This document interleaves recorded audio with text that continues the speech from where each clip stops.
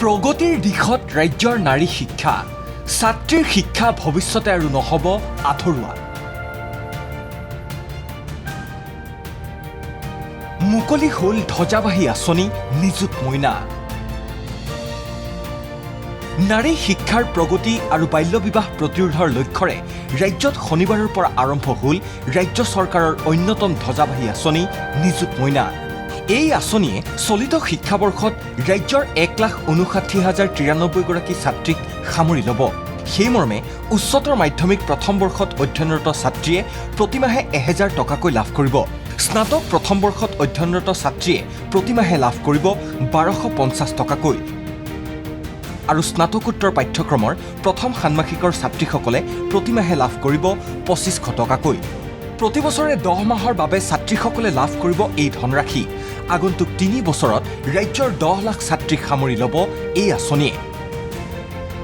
প্ৰায় 240 কোটি টকা ব্যয়েৰে ৰূপায়ণ কৰা আঁচনিখন কেন্দ্ৰীয়ভাৱে মুকলি কৰি ইয়াৰ আঁৰৰ উদ্দেশ্যও ব্যাখ্যা কৰে মুখ্যমন্ত্ৰী ডক্টৰ হিমন্ত বিশ্ব শৰ্মাই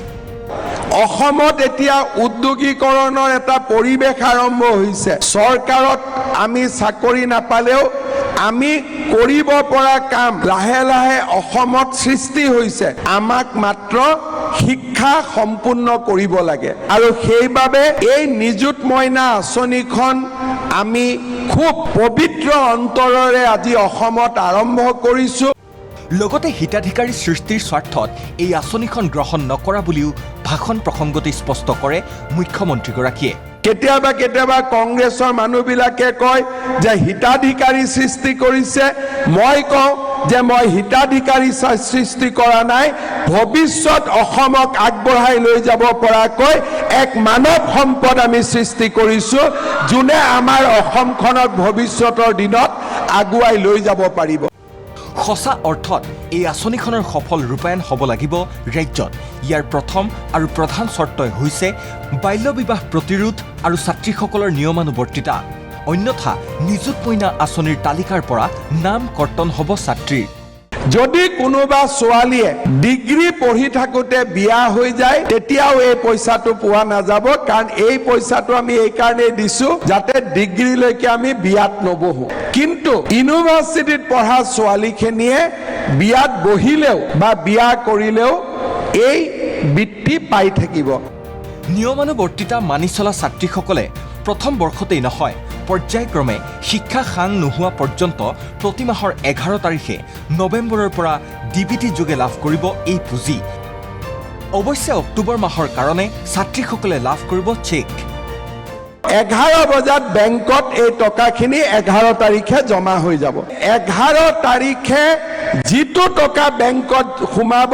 সেইটোৱে হৈছে নিযুত মইনা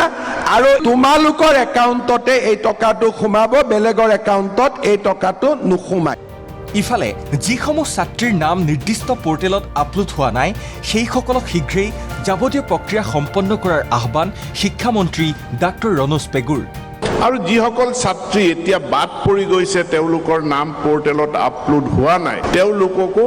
এই যাৱতীয় কামখিনি সোনকালে কৰি পেলাবলৈ মই অনুৰোধ জনাইছো যাতে আমাৰ নৱেম্বৰ মাহৰ কিস্তি যেতিয়া আমি বিতৰণ কৰিম এই নতুন হিতাধিকাৰীখিনি সংযোজিত হয় আনহাতে আগন্তুক বিত্তীয় বৰ্ষত ৰাজ্যৰ ছাত্ৰসকলেও লাভ কৰিব ভাল খবৰ অনুষ্ঠানতেই ঘোষণা মুখ্যমন্ত্ৰী ডক্টৰ হিমন্ত বিশ্ব শৰ্মাৰ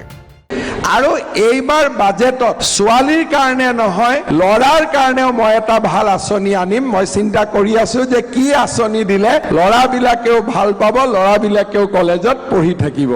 ইপিনে গুৱাহাটীৰ লগতে ৰাজ্যৰ প্ৰতিটো বিধানসভা সমষ্টিতেই শনিবাৰে নিযুত মইনা আঁচনিৰ তালিকাভুক্ত হৈ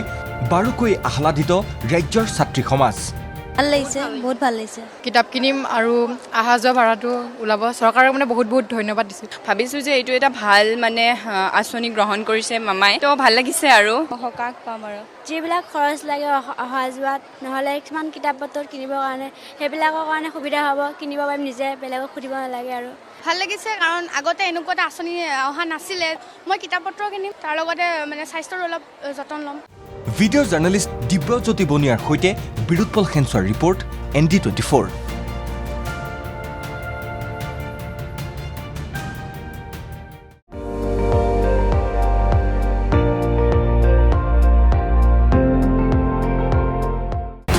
আপুনি চাই আছে ND24